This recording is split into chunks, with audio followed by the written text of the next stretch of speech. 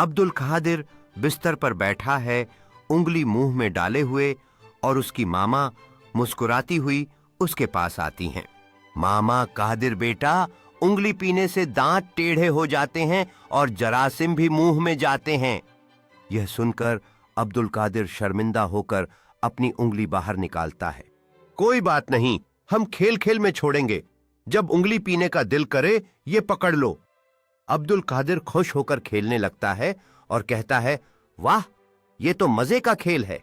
अब्दुल कादिर खुशी से खेलता है और उसकी मामा मुस्कुराते हुए उसे देखती हैं।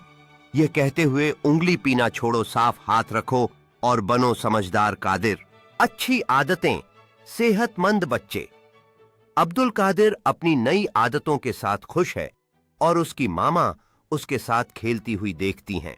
अब्दुल कादिर और उसकी मामा एक साथ कुछ नया बनाने की कोशिश कर रहे हैं, खेल खेल में अच्छी आदतें डालते हुए।